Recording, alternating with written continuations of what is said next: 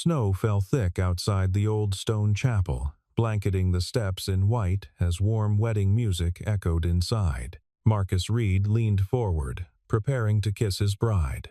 Just a few more seconds. Then a hand gripped his wrist. Not a guest. Not family. Vivian Blackwood, the cold billionaire CEO, his boss. She pulled him away from the altar without a word of explanation. 5 seconds later, when Marcus looked at the phone screen she held out, everything he believed about this marriage collapsed completely. The chapel was 200 years old, with vaulted ceilings that made every sound feel sacred. White roses lined the aisle, their petals perfect against the dark wood pews. Through the stained glass windows, Marcus could see snow continuing to fall, transforming the cemetery beyond into something from a painting. 300 guests filled every seat. The scent of pine and candle wax hung in the air. Marcus stood at the altar in his charcoal suit, hands clasped in front of him.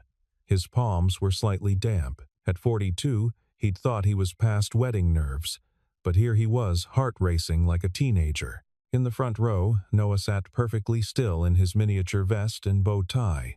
7 years old, with Marcus's dark eyes and a smile that could light up a room. The boy's small hands were folded in his lap, but Marcus could see the excitement vibrating through him. This was the day Noah had talked about for months. "We're finally gonna be a real family, Dad," Noah had said last week while they practiced tying bow ties together. Marcus had corrected him gently.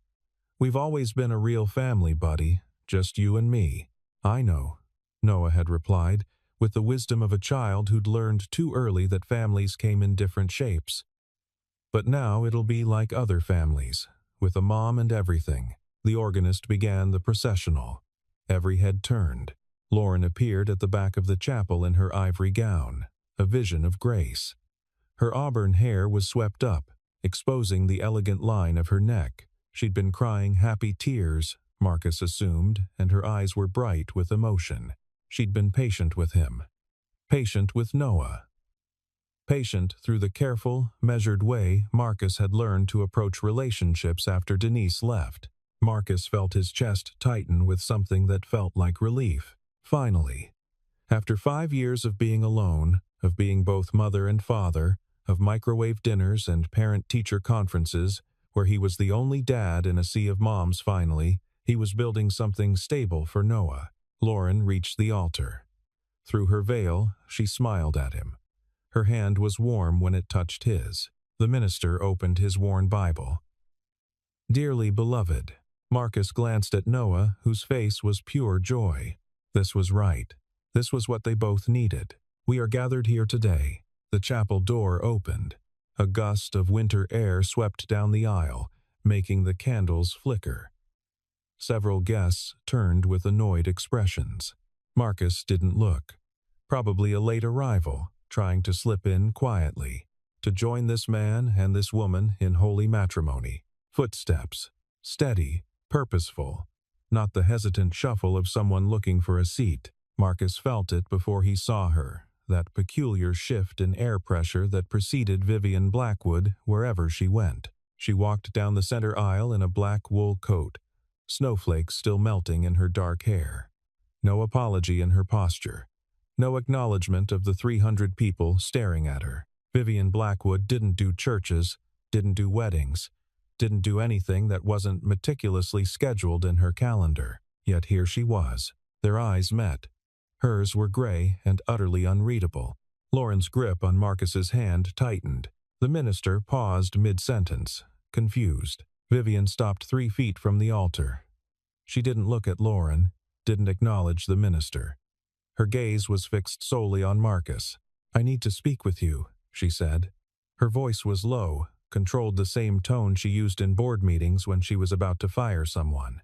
"I'm in the middle of," Marcus started. The chapel had gone absolutely silent. Even the organist had stopped playing. Marcus felt heat rising in his face. "Miss Blackwood, this is completely 5 minutes." Vivian's expression didn't change. "Please." That last word cost her something. Marcus could tell. He looked at Lauren, who'd gone pale beneath her veil. Then at Noah, whose small face was creased with confusion. "I'm sorry," Marcus said to the minister. "Can you give us just a moment?" "Of course." The older man looked relieved to have a script to follow, even if it was improvised. Marcus descended from the altar, acutely aware of every eye on him. His Aunt Clara was shaking her head. His cousin James looked ready to intervene. Vivian was already walking back up the aisle. He followed her into the narthex, the small entrance hall where the chapel met the winter storm outside. The temperature dropped 20 degrees the moment they left the main chapel. The narthex was all stone and cold air, with arched doorways that led outside. Through the windows, Marcus could see his car in the parking lot, already buried under 3 inches of fresh snow. Vivian closed the heavy wooden door behind them. The wedding music cut off, leaving only the howl of wind and the muffled sound of 300 people trying not to whisper. "You have about 90 seconds before I go back in there," Marcus said. His voice came out harder than he'd intended. "This better be. Look at this." Vivian held out her phone. "I don't want to look at anything except my son's face when I marry the woman who's going to be his mother." Marcus heard the anger in his voice now, felt it vibrating in his chest. "You're my boss, Miss Blackwood, not my keeper. Whatever business emergency you think justifies, this can wait until Monday. It's not business." Something in her tone made him stop. Vivian Blackwood didn't do personal. In the 4 years Marcus had worked as her operations director, he'd seen her fire executives without blinking, negotiate billion-dollar deals over breakfast, and work through Christmas morning. She was brilliant and ruthless and completely self-contained. She didn't interrupt weddings. "Then what?" Marcus asked. Vivian tapped her phone screen twice, then held it out again. This time, Marcus looked. The photo showed a hotel lobby. Expensive, modern all glass and steel. The timestamp read 11:47 p.m. Last night, Lauren stood near the elevators in a black cocktail dress Marcus had never seen before. Her auburn hair fell loose over her shoulders. She was laughing, head tilted back, completely at ease. A man's hand rested on the small of her back. His face was turned away from the camera, but his body language spoke clearly enough intimate, possessive, familiar. Through the lobby windows behind them, snow was falling. Marcus stared at the image. His brain felt slow, trying to process what he was seeing. "That's not," he started. Vivian swiped to the next photo. Same lobby, different angle. 11:53 p.m. Lauren and the man standing closer now, his hand on her jaw, tilting her face up, the moment before a kiss. Swipe. 11:58 p.m. The two of them entering an elevator, her hand on his chest. "Stop," Marcus said. Vivian lowered the phone. Marcus's hands had gone numb. "Not from the cold. Where did you get these?" His voice sounded strange to his own ears, distant, mechanical. "The Ashford Hotel. I have a standing arrangement with their security team." Vivian slipped the phone into her coat pocket. "One of my executives stayed there last night. He knows Lauren from somewhere college, I think." He recognized her. "Thought I should know before you made a legal commitment." The wind rattled the windows. Snow was starting to pile up on the sills. "That dress," Marcus said slowly. "She told me she was home last night. Said she wanted an early night before the wedding. I talked to her at 9:30. She was in bed. She called you from the hotel." Vivian's tone was clinical, delivering facts without judgment. "I verified the call records. The Ashford is 40 minutes from your house." Marcus leaned back against the stone wall. The cold seeped through his suit jacket, but he barely felt it. 300 people were waiting inside. Noah was waiting, probably confused and scared. The minister, the flowers, the photographer they'd paid extra to get on a Saturday in December. And Lauren, who'd been patient, who'd won Noah over with chocolate chip pancakes and movie nights, who'd sat through every school play and soccer game for the past year. Lauren, who'd kissed another man 12 hours before their wedding. "Why?" Marcus asked. Not why did she do it, he'd figure that out later. Why did you come here? We're not friends, Miss Blackwood. You and I have exactly one conversation outside of work every year, at the company holiday party. For the first time, something flickered across Vivian's face. Not quite emotion, but a crack in the armor. My ex-husband, she said quietly. I found out 6 months after the wedding. Wished someone had told me before. Through the door, Marcus could hear shuffling. Someone coughed. His phone buzzed in his pocket. Probably Lauren, wondering where he was. I have to go back in there, Marcus said. I know. I have to. He stopped. Wasn't sure what he had to do. Vivian met his eyes. You have 2 choices, Mr. Reed. You can walk back in there and finish the ceremony. Pretend you never saw those photos. Maybe she'll never do it again. And the other choice? Face it now, in front of everyone. Vivian turned toward the door. I'll stay if you need a witness. Or I'll leave. Your decision. She pulled open the heavy door. Warm air and whispered conversations spilled out. Marcus looked past her into the chapel. He could see the back of Noah's head in the front row. 5 seconds earlier, he'd been about to kiss his bride. Now he wasn't sure he knew her at all. Marcus stood in the doorway between the cold narthex and the warm chapel. His body felt split, half frozen, half burning. Vivian had moved aside, giving him space to decide. Her face was carefully neutral, but her presence anchored him somehow. She'd driven through a snowstorm to deliver this information, risked her reputation, interrupted a sacred ceremony, all to show him the truth. The truth. Marcus pulled out his own phone with numb fingers, opened his messages with Lauren from last night. 9:31 p.m. Lauren. Just finished my bath. Heading to bed. Want to be rested and beautiful for you tomorrow. Love you. 9:33 p.m. Marcus. Sleep well. Can't wait to see you in that dress. 9:35 p.m. Lauren. I'm the luckiest woman alive. He looked at Vivian's phone again. The timestamp on the first photo. 11:47 p.m. 2 hours after Lauren told him she was going to sleep. The photos didn't lie. The Ashford Hotel lobby was distinctive. He'd attended a conference there last spring. The Christmas decorations visible in the background matched this year's theme. And that was definitely Lauren, in a dress he'd never seen, with a man whose hand knew exactly where to rest on her back. Marcus's throat tightened. Mr. Reed. The minister appeared in the doorway, looking concerned. Is everything all right? Should we? Give me 2 more minutes, Marcus said. His voice came out steady. That surprised him.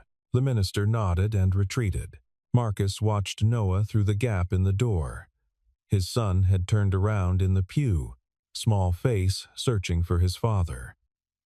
When their eyes met, Noah gave him a thumbs up and a brave smile. That smile broke something in Marcus's chest.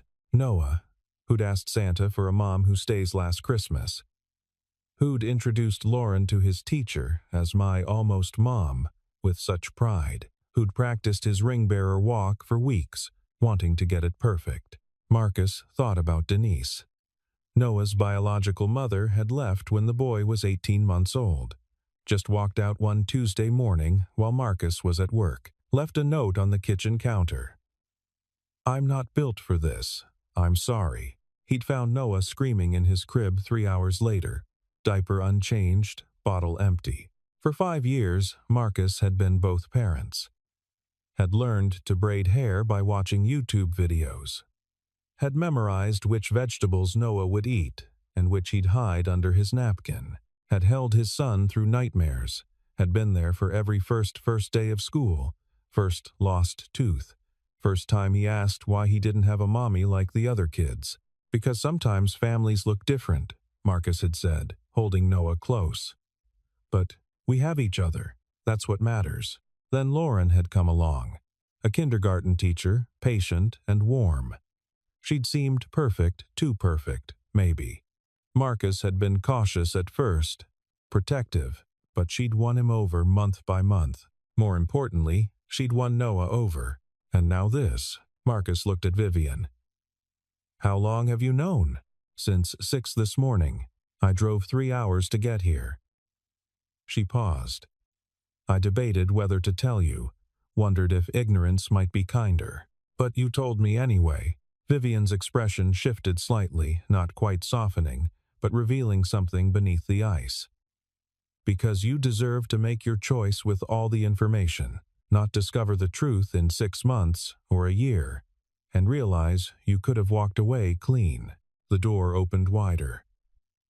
Lauren herself stood there now, veil pushed back, eyes red-rimmed. Marcus, she said softly, please come back.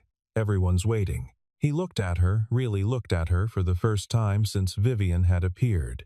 Searched her face for some sign that the photos were fake, or misunderstood, or anything other than what they appeared to be. She looked afraid. Not confused, not innocent. Afraid. That's when Marcus knew Vivian was telling the truth. We need to talk, he said. Privately. Lauren's face went white. Not now. Not here. After the ceremony, we can. Something in his tone made her step back. Marcus turned to Vivian. Thank you for coming. You can go. Vivian nodded once, then walked toward the exit. She paused at the outer door, snow swirling around her dark coat. Mr. Reed, she said without looking back. Whatever you decide, you're a good father. Don't forget that. Then she was gone, disappearing into the white storm. Marcus faced Lauren. There's a room off the side of the chapel. The minister's office. Let's go there. Marcus, please. Walk. He gestured toward the side door. Through the chapel door, he could hear the whispers growing louder. 300 people were getting restless. Someone laughed nervously. Marcus caught his Aunt Clara's eye and shook his head slightly. She understood immediately, gathered Noah into her arms, and started toward the exit. His son was crying now, sensing something was very wrong. Marcus's heart cracked a little more, but he didn't look away from Lauren. She walked toward the minister's office, her wedding dress whispering against the floor. Marcus followed, each step feeling like a mile. 5 seconds of looking at those photos had changed everything. Now he had to find out why. The minister's office was small and warm, with dark wood paneling and books lining every wall. A space heater hummed in the corner. Through the window, Marcus could see the graveyard, headstones disappearing under fresh snow. Lauren stood near the desk, arms wrapped around herself. Her makeup was starting to run. Marcus closed the door. The sound of the wedding chaos outside faded to a dull murmur. For a long moment, neither of them spoke. Marcus remembered the first time he'd seen Lauren. Noah's kindergarten class, parent-teacher night. She'd been wearing a yellow cardigan and had stickers on her hands, dinosaurs and stars. Noah had dragged Marcus over to her desk, chattering about the butterfly project they were doing. Miss Brennan is the best teacher in the whole world, Noah had announced. Lauren had smiled, and Marcus had felt something shift in his chest. Hope. Maybe. Or possibility. That was 2 years ago. He'd asked her out 6 months later, after running into her at the grocery store. They'd gone for coffee. Then dinner. Then she'd come over for movie night, and Noah had fallen asleep between them on the couch, and Marcus had thought, this could work. It had worked. For a while. Lauren had been patient with his boundaries, understood why he moved slowly, why he needed to be careful. She never pushed, never demanded more than he could give. I know trust is hard for you, she'd said once, lying in his bed while Noah slept down the hall, after what Noah's mom did. But I'm not her, Marcus. I'm here. I'm staying. He'd believed her. Marcus thought about all the moments that had led to today. The time Lauren had driven 2 hours in the rain to bring Noah his forgotten science project. The way she'd held Marcus after his father's funeral, let him cry without trying to fix anything. How she'd learned to make Noah's favorite spaghetti, remembered to cut the crusts off his sandwiches, taught him to tie his shoes when Marcus was working late. She'd become part of their life so gradually, so naturally, that Marcus had stopped questioning it. Maybe that was the problem. I was alone for 5 years, Marcus said finally. His voice was quiet, but it filled the small room. After Denise left, I swore I wouldn't bring another woman into Noah's life unless I was absolutely sure. Do you know what that was like? Every time I met someone, I had to think, will she stay? Will she hurt my son if this doesn't work out? Lauren's hands twisted in her dress. Marcus, I turned down dates. Good women? Probably. Women who might have been great with Noah, because I couldn't risk it. Couldn't risk him getting attached to someone who might leave. He paused, and then I met you. A tear rolled down Lauren's cheek, streaking her makeup. You were perfect, Marcus continued. Patient, understanding. You loved Noah. He loved you. You said all the right things. He pulled out his phone, pulled up the photos Vivian had sent him. So tell me, who's the man in these pictures? Lauren looked at the screen. Her face crumpled. Tell me, Marcus said again. His name is Ryan. Her voice was barely a whisper. We dated in college. He's in town for work. Did you sleep with him? Silence. Lauren, yes. She covered her face with her hands. Yes. I'm sorry.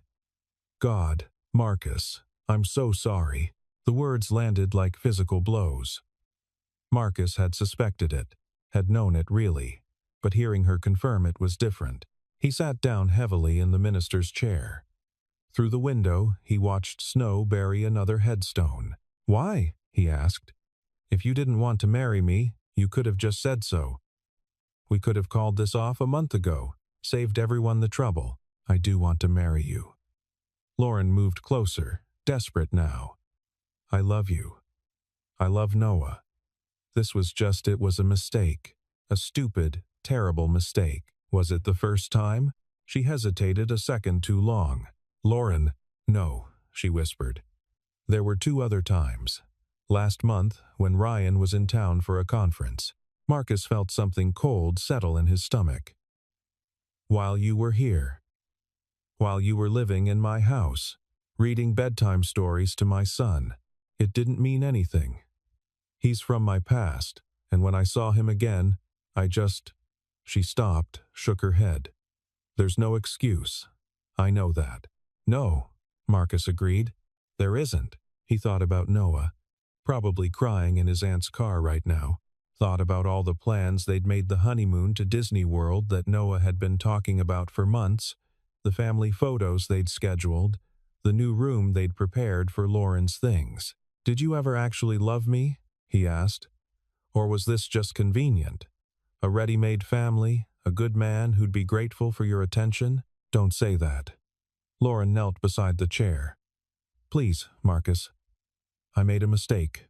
People make mistakes. We can work through this. We can go to counseling. We can. You made a mistake 3 times. His voice was flat now, drained of emotion. Last night, 12 hours before our wedding, you were with another man. And then you came here, put on that dress, and looked me in the eye like everything was fine. I was going to end it, Lauren said desperately. After the wedding, I was never going to see him again. He leaves next week. It would have been over. So you were going to marry me with a lie between us? It was just what? Marcus stood up. Just sex? Just betrayal? Lauren stood too, reaching for him. You're upset. You have every right to be. But don't throw away what we have because of 1. 3 mistakes. We're good together. Noah needs a mother. You don't. Marcus's voice turned hard. Don't you dare use my son to justify this. The knock on the door startled them both. Marcus's Aunt Clara stuck her head in. Baby, everyone's asking what's happening. Should I send them home? Marcus looked at Lauren one more time. Saw her mascara-streaked face, her desperate eyes, her trembling hands. He thought about Noah, who'd already lost 1 mother, and he realized. Better to lose a lie than live with one. Yes, Marcus said to his aunt. Send them home. Clara closed the door softly, but Marcus heard her voice echoing through the chapel a moment later. Folks, I'm afraid we're going to need to postpone today's ceremony. The murmur of confusion turned into a wave of shocked conversation. Lauren grabbed Marcus's arm. No, wait. We can still do this. We can talk to them. Explain. Explain what? Marcus pulled away gently. That you've been sleeping with another man for the past month? That, last night, while I was home helping Noah write his wedding day speech, you were in a hotel room? It sounds worse when you say it like that. It is worse. Marcus moved to the window. The snow had intensified. His car was barely visible now. There's no version of this that sounds good, Lauren. She came up behind him, her voice breaking. I know I don't deserve another chance. I know I hurt you. But Noah, think about Noah. He's been so happy. He calls me Mom when he thinks you can't hear. Are you going to take that away from him? Marcus felt that knife twist deeper. She knew exactly where to strike. He turned to face her.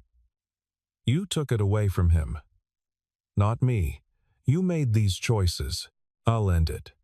Right now. Lauren pulled out her phone with shaking hands. I'll block Ryan's number.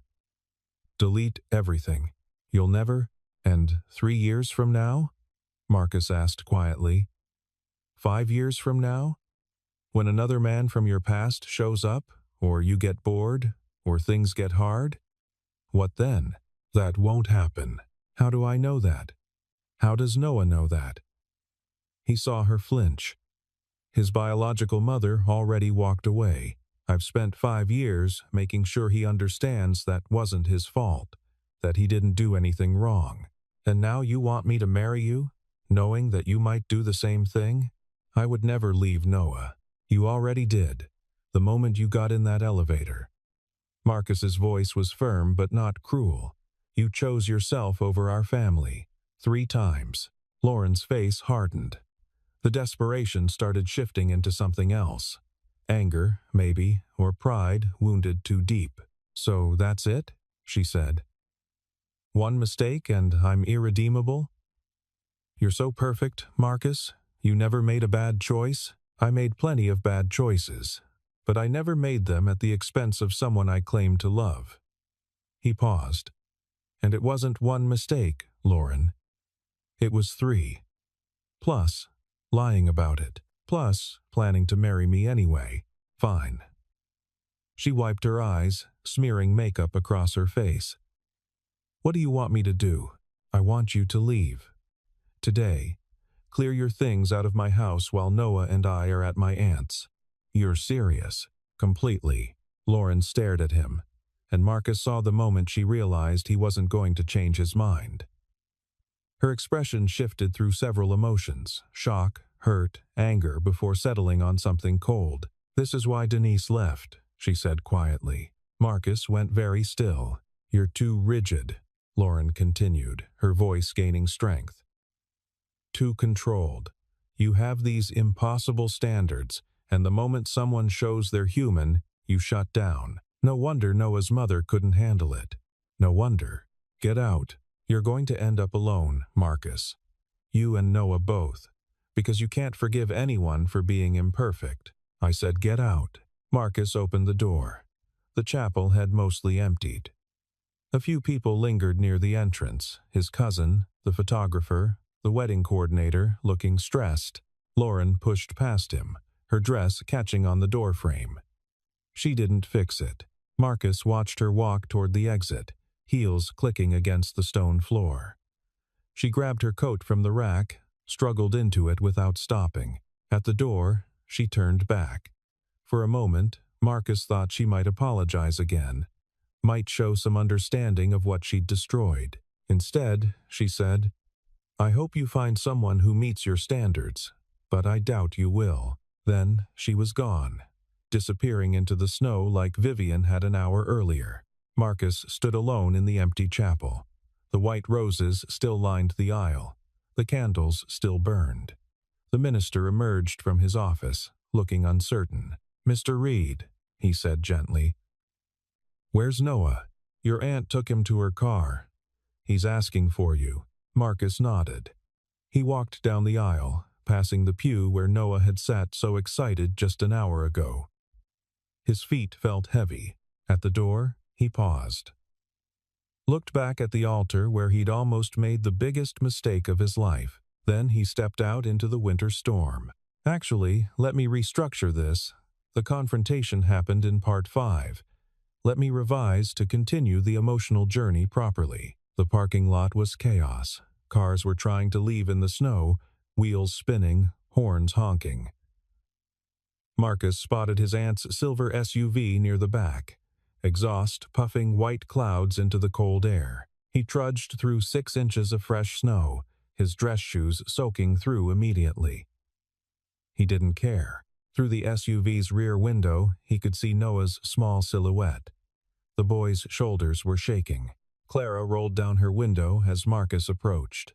Her face was tight with worry and anger, though he knew the anger wasn't directed at him. Is it true? She asked. That woman cheated on you? Clara's jaw clenched. Baby, I never liked her. You know that. She was too perfect, too smooth. Women like that are always hiding something. You never said anything. Would you have listened? Fair point.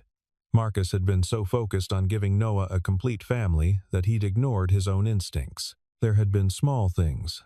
Lauren's phone always face down, the way she'd sometimes disappear for hours without explanation, claiming work emergencies. He'd told himself he was being paranoid, that his experience with Denise had made him suspicious of all women. Turned out he hadn't been paranoid enough. Marcus opened the back door. Noah was curled against the opposite window, his little vest wrinkled, bow tie hanging loose. His face was red and wet. Hey, buddy, Marcus said softly. Noah threw himself across the seat into Marcus's arms. The boy sobbed into his shoulder, small hands gripping tight. Is Miss Lauren leaving? Noah asked between gasps. Like Mom did? Marcus's heart shattered. Yes. Why? What did we do wrong? Nothing. Marcus held his son tighter. You did nothing wrong. I did nothing wrong. Sometimes grown-ups make bad choices, and those choices have consequences. But she was going to be my mom. Noah's voice was small, broken. She promised. I know. She said she loved us. I know, buddy. I know. They sat like that while snow accumulated on the windshield, until Noah's sobs quieted to hiccups. Clara had gotten out of the car, giving them privacy. Marcus could see her through the window, talking to other family members, probably telling them to go home. Finally, Noah pulled back. His eyes were swollen, his face blotchy. Are you sad, Dad? Marcus considered lying, considered putting on a brave face. But Noah deserved the truth. Age-appropriate truth, anyway. Yes, he said. I'm very sad. I thought Miss Lauren was going to be part of our family for a long time.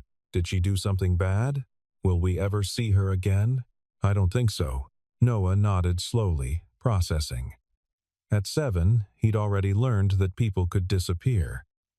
This wasn't his first loss, and that fact made Marcus want to break something. Dad? Noah's voice was quiet.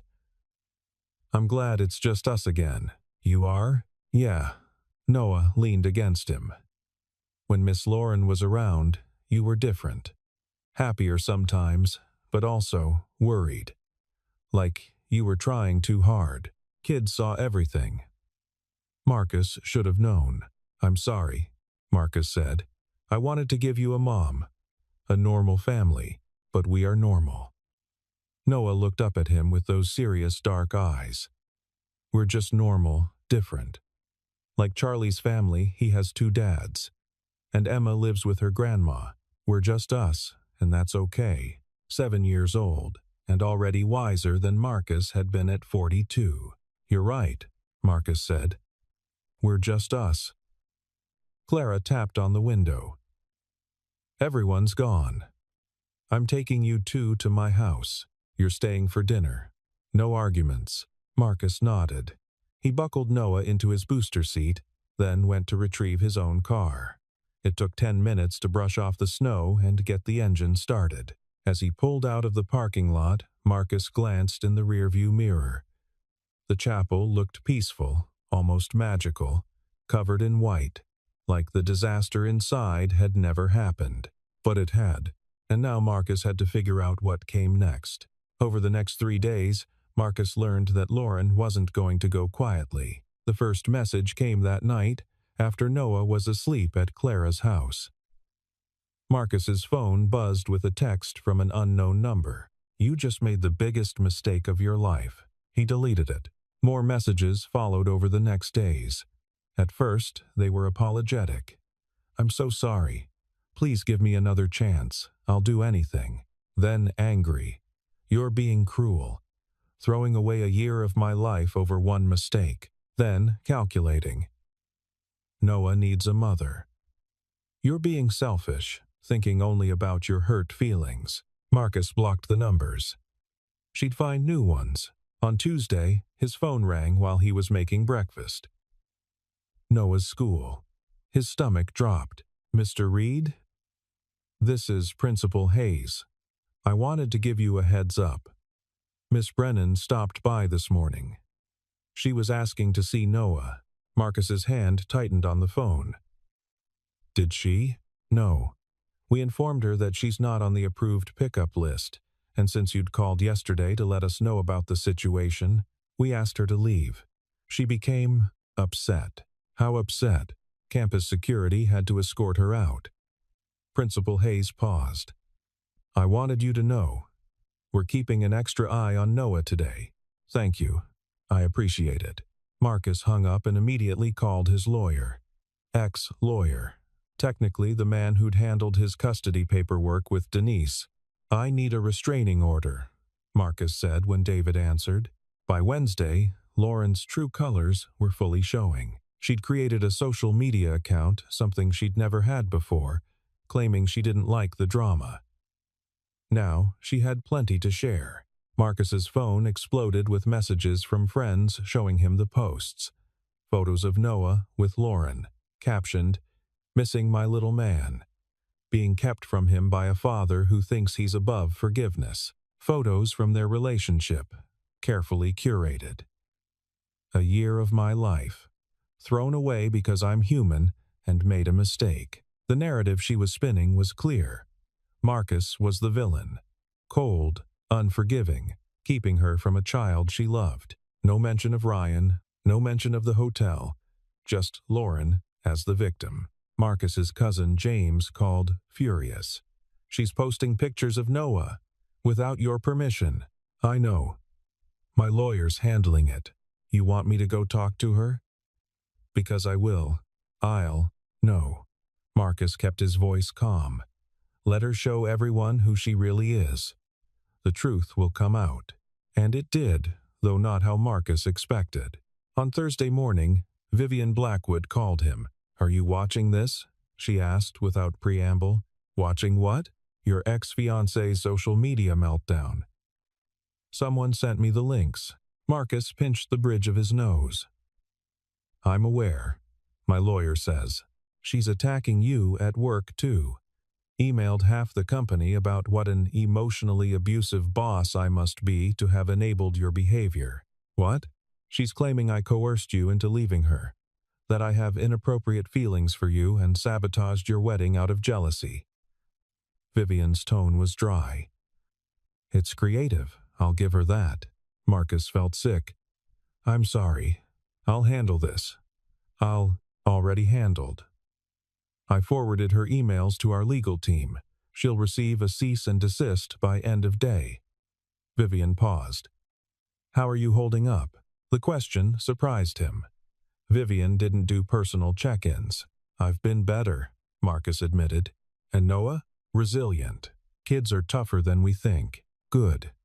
Another pause. "For what it's worth, Reed, you made the right choice. People who betray trust like that don't suddenly become trustworthy." Experience talking? Unfortunately, they sat in silence for a moment. Marcus could hear office sounds in the background on her end, phones ringing, voices murmuring.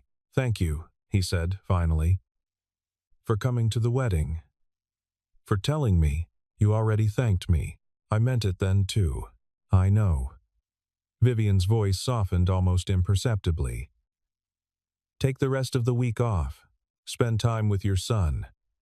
The office can survive without you. Miss Blackwood, I don't need. It wasn't a suggestion. See you Monday, Reed." She hung up. Marcus stood in his kitchen, phone in hand, feeling oddly moved. Vivian Blackwood had driven through a snowstorm to save him from a mistake, then protected him from his ex's vindictive aftermath. Maybe they were friends after all. That afternoon, the restraining order was approved. Lauren was prohibited from contacting Marcus or Noah, approaching their home or Noah's school, or posting about them on social media. She violated it within 6 hours, sending one final message from yet another new number. "You're broken, Marcus. You were broken when I met you, and you'll be broken forever. That's why no one stays." Marcus forwarded it to his lawyer, then blocked the number. But the words stayed with him longer than he wanted to admit. The legal aftermath took 2 weeks to fully resolve. Lauren removed the social media posts, but screenshots had already spread through their social circles. Marcus found himself having the same conversation over and over. "I'm so sorry you're going through this. Thank you. What a terrible person. You must be devastated." Marcus didn't know how to explain that devastation wasn't quite the right word. Relieved? Maybe. Angry. Sad for Noah. But devastated implied he'd lost something real, and he was starting to realize he'd never really had it. The wedding expenses were another mess. The venue, non-refundable. The photographer had done her job. There were hundreds of photos of guests arriving, of Marcus at the altar, of that moment when Vivian walked down the aisle. Marcus deleted them all except one. Noah in his little vest, giving a thumbs up before everything fell apart. He framed that photo and put it on Noah's nightstand. "Why that one?" Noah asked, the night Marcus hung it up. "Because you were brave," Marcus said. "You got all dressed up, you sat in that big chapel, and you were ready to support our family even though you were nervous. But our family didn't happen. Our family has always been happening, buddy. It's you and me." Noah studied the photo. "I look good in that vest." "You do. Can I wear it to Grandma's Christmas party?" Absolutely. The financial hit was significant. Marcus had saved for a year to pay for the wedding, and now most of that money was gone. But he found he didn't care. It was just money. Noah's trust, his sense of security, those were priceless. Marcus's family rallied. His Aunt Clara came by 3 times a week with food. His cousin James took Noah to a basketball game. His Uncle Robert offered to take care of Lauren if Marcus wanted, which Marcus declined with a smile. "I'm serious," Robert said. "I know a guy, Uncle Robert, stop, who can have her transferred to Alaska." Not helping, but it was helping. Knowing his family had his back, that they believed him, that they supported his choice, it made the whole mess more bearable. Work was the same. Word had spread about what happened, and Marcus received unexpected support from colleagues he'd barely known. One of the junior analysts, a quiet woman named Sarah, stopped by his office. "I just wanted to say," she told him, "my ex did something similar. Cheated, then tried to make me the villain when I left. It's hard. But you did the right thing. For yourself and for your son." "Thank you," Marcus said. "That means a lot." "Also," Sarah added with a small smile, "Miss Blackwood threatened to fire anyone who gossips about you in the break room. So that's been entertaining to watch." After Sarah left, Marcus sat at his desk and laughed for the first time in 2 weeks. Vivian Blackwood defending his honor. The world had gotten strange. Friday afternoon, Marcus's lawyer called with good news. "Lauren signed the agreement," David said. "All claims withdrawn. She's agreed to stay away from you and Noah permanently. We're done." Marcus felt a weight lift. "Thank you, David. One more thing. She wanted me to pass along a message. Do I want to hear it? Probably not. But here it is. Tell him he'll regret this someday. Marcus was quiet for a moment. Then, tell her I already don't. That night, Marcus made Noah's favorite dinner mac and cheese with hot dogs cut into little stars. They ate in front of the TV, watching a superhero movie Noah had seen a dozen times. During the credits, Noah curled up against Marcus's side. Yeah, buddy? Are you going to get married someday? To someone else? Marcus considered the question carefully. Maybe. Someday. When I meet someone who deserves you, what if you don't meet anyone? Then it's just us. And that's enough. Noah thought about this. What if I want you to meet someone? So you're not lonely. I'm not lonely, Noah. I have you, but when I grow up and move away, then I'll get a dog. Noah giggled. A big one? Huge. The biggest dog in the world. Okay. Noah relaxed. Then I feel better. Outside, snow was falling again. Marcus watched the flakes drift past the window, thinking about how much had changed in 2 weeks. No wife, no wedding, no new family structure, just him and Noah, like it had always been. And somehow, that felt right. 3 weeks after the wedding that wasn't, Marcus found himself sitting in a downtown bar at 9 p.m. on a Tuesday. It wasn't his kind of place, too upscale, too quiet. The kind of bar where business people met to discuss deals over expensive scotch. But Clara had insisted he needed to get out of the house, and Noah was at a sleepover, and Marcus had decided why not. The bartender was attentive without being intrusive. Marcus nursed a whiskey he didn't particularly want and watched snow fall outside the tall windows. He was starting to feel almost normal again. The sharp edges of betrayal had dulled into something more manageable. He could think about Lauren without anger, now mostly just relief that he'd dodged that bullet. Noah was doing better too. The nightmares had stopped.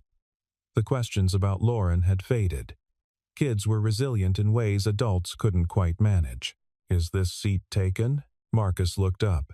Vivian Blackwood stood beside his table, wearing a long cashmere coat and carrying a briefcase. Her dark hair was slightly damp from the snow outside. Miss Blackwood, Marcus said, surprised.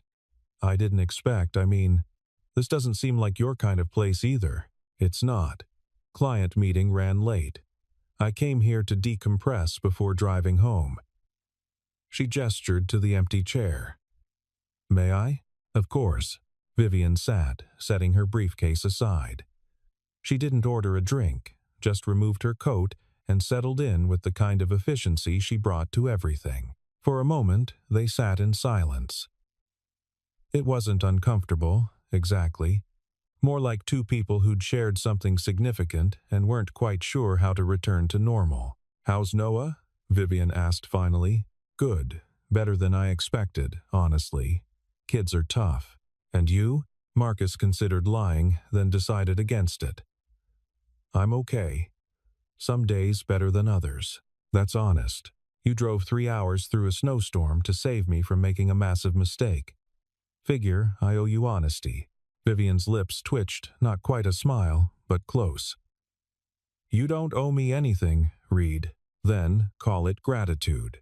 The bartender approached, but Vivian waved him away. She leaned back in her chair, looking at Marcus with those cool gray eyes that missed nothing. Can I ask you something? She said. Sure. Why didn't you just walk back in there and finish the ceremony? A lot of men would have. Figured out the cheating later. Dealt with it privately. Marcus swirled his whiskey. Because Noah was watching. Explain. My son has already had one parent leave without explanation. If I'd married Lauren, knowing what I knew, and then she'd left later or I'd left her, he would have questioned everything. Wondered if it was his fault somehow. Kids always do. Marcus looked directly at Vivian. I couldn't teach him that lies are acceptable. That staying in something broken is better than walking away clean, even though it was humiliating. Humiliation fades. Lies compound. Vivian was quiet for a long moment. Then, My ex-husband had an affair with his secretary. Classic cliché. I found out 8 months into our marriage. Stayed anyway because I'd signed a prenup that would have left me with almost nothing, and I was still building my career. What happened? I made my fortune. Then I divorced him and took half. She paused. But those 3 years I stayed. Pretending everything was fine, they changed me. Made me harder, more suspicious. I regret staying more than I regret the marriage itself. Marcus had never heard Vivian talk about anything personal. At work, she was all business, sharp, efficient, brilliant. He'd assumed she had no personal life at all. "Is that why you came to my wedding?" he asked. "Because you wished someone had done the same for you?" "Partly." Vivian picked up Marcus's whiskey glass and took a small sip without asking. "Also because I've worked with you for 4 years, Reed. You're one of the few genuinely decent people I know. Watching you marry someone who'd betray you 12 hours before the ceremony felt wrong. So you played guardian angel. I don't believe in angels. I believe in information." Marcus smiled. Fair enough. Outside, the snow was getting heavier. The streets were almost empty now, just a few cars creeping along carefully. "I should go," Vivian said. "Before the roads get worse." "Yeah, me too." But neither of them moved. Finally, Vivian stood and gathered her things. At the door, she turned back. "Reed, you made the right choice. With Lauren. With walking away. You already told me that." "I know. But you looked like you needed to hear it again." Then she was gone, disappearing into the snowy night just like she had at the chapel. Marcus sat alone at his table, feeling something shift in his chest. Not attraction, exactly, though Vivian was striking, in a cold marble statue kind of way. More like recognition. 2 people who'd been burned. 2 people who'd chosen truth over comfort. It wasn't romance. But it was something. Marcus paid his tab and headed home to his sleeping son, feeling lighter than he had in weeks. Christmas came and went. Marcus and Noah spent it with family, surrounded by noise and love and too much food. Noah got the Lego set he'd been asking for. Marcus got socks, which he actually appreciated. No one mentioned Lauren. It was like she'd never existed. By January, life had settled into a new rhythm. Noah went to school. Marcus went to work. They had their routines: Saturday morning pancakes, Sunday afternoon bike rides, bedtime stories, every night without fail. It was simple, clean, good. Marcus realized he hadn't been this content in years. The wedding planning had been stressful, though he hadn't admitted it at the time.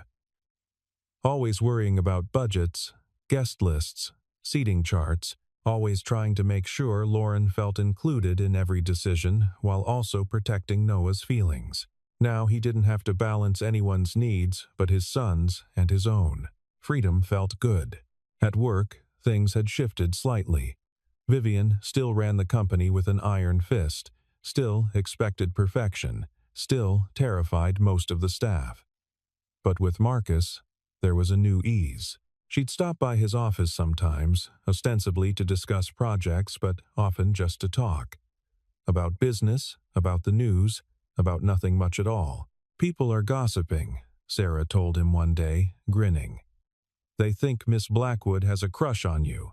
That's ridiculous." "Is it? She never talks to anyone like she talks to you." Marcus thought about that. About the wedding, the bar, the small moments of vulnerability Vivian had shown him. Maybe Sarah was right. Maybe something was there. But Marcus wasn't ready to examine it. Not yet.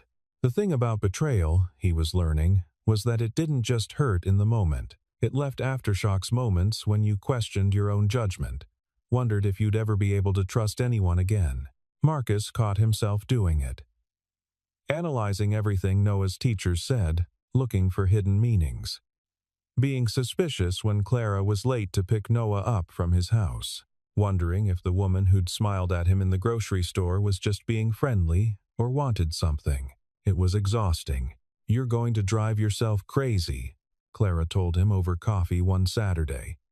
Noah was in her backyard, playing with her dog. I know. Lauren was one person. One bad apple. You can't let her ruin everyone else for you. I'm not. You are. I see it in your eyes. You're waiting for the next disaster. Marcus sighed. Can you blame me? No. But I can tell you it's no way to live. Clara reached across the table and squeezed his hand. You're a good man, Marcus. You deserve good things. Don't let her steal that from you. Later that night, after Noah was asleep, Marcus stood at his bedroom window watching snow fall. It had been snowing on and off since November, blanketing the city in white, making everything look clean and new. He thought about Lauren's last message. You're broken, Marcus. Was he? Maybe. A little, but broken things could be fixed. Or at least, they could learn to work differently. His phone buzzed. A text from an unknown number. Marcus's stomach clenched, expecting more harassment from Lauren. Instead, it's Vivian. Got your number from HR. Hope that's not inappropriate. Wanted to check, are you free for coffee next Saturday? Not business, just coffee. Marcus stared at the message for a long time. Coffee, with his boss, who'd saved him from a disastrous marriage and then, slowly, carefully, become something like a friend. He could say no. Should say no, probably. The power dynamic was complicated. The timing was terrible. He was still recovering from one relationship disaster. Why walk into another potential complication? But then he thought about Vivian standing in that snowy parking lot at his wedding, risking social ridicule to tell him the truth. Thought about her sitting in that bar, sharing her own story of betrayal and regret.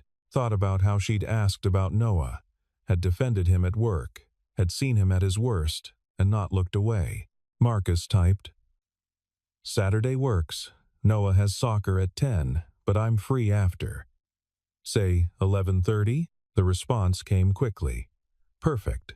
I'll send you the address. See you then, Reed. Marcus set down his phone and went to check on Noah one more time before bed. His son was sprawled across his sheets, clutching a stuffed dinosaur, peaceful and safe. We're going to be okay, Marcus whispered. He meant it. Outside, snow continued to fall, covering the streets, the houses, the scars of the past, making everything new again. It wasn't an ending.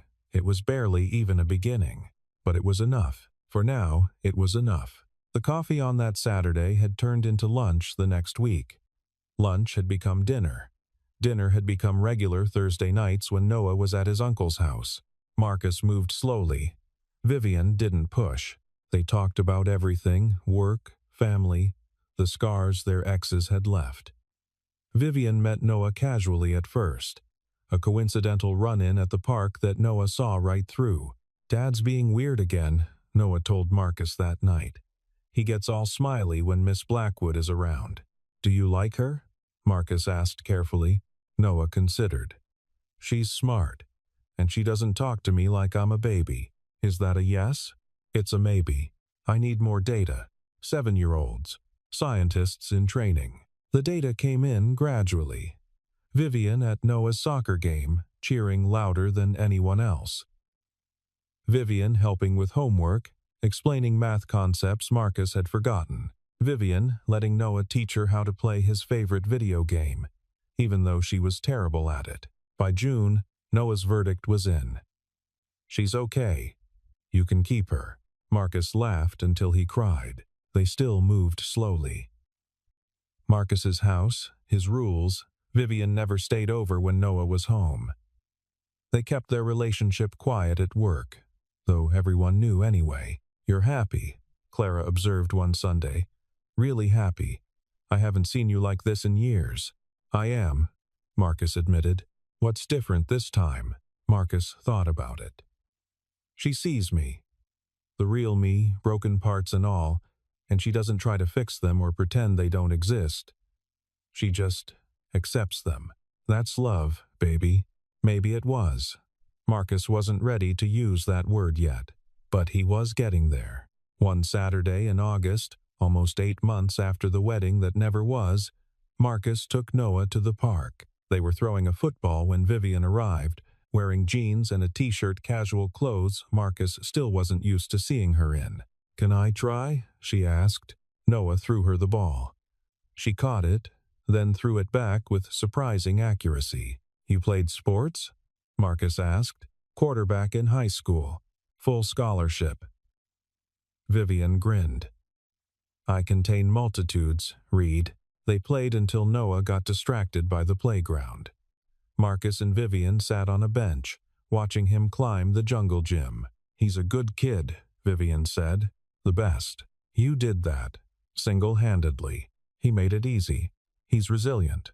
Vivian was quiet for a moment. Then, "I'm glad she didn't marry you." Marcus looked at her, surprised. "Lauren," Vivian clarified. "I'm glad I stopped that wedding. Not just because she didn't deserve you, but because—" She trailed off, uncharacteristically uncertain. "Because?" Marcus prompted gently. "Because then I wouldn't have gotten to know you. Like this." Marcus took her hand. It was cold, despite the summer heat. "I'm glad, too." They sat like that, watching Noah play, while the city bustled around them. No drama, no lies. Just two people who'd been broken by betrayal, learning to trust again. It wasn't perfect. Vivian still worked too much. Marcus still had moments of doubt. Noah still had bad dreams sometimes about people leaving, but they were figuring it out together. And that, Marcus had learned, was what actually mattered. Not perfection, not certainty, just honesty, effort, and the willingness to keep trying. That night, after dropping Vivian at her car and taking Noah home, Marcus found a text waiting. "Thank you for today. For letting me in. For trusting me with Noah. I don't take it lightly. V." Marcus typed back, "Thank you for stopping my wedding." Her response, "Best decision I ever made." Marcus put Noah to bed, read him 2 stories instead of 1, and kissed his forehead. "Dad?" Noah murmured, half asleep. "Yeah, buddy, I like our family, the way it is now." "Me too, Noah, me too." Outside, the summer night was warm and clear. No snow, no cold, no chaos, just peace. Marcus had learned that happiness didn't come from having the perfect family structure or the perfect partner. It came from choosing truth, protecting what mattered, and being brave enough to start over when necessary. The wedding in the snow had felt like an ending, but it had actually been a beginning. The best kind built on honesty, not lies, and that made all the difference.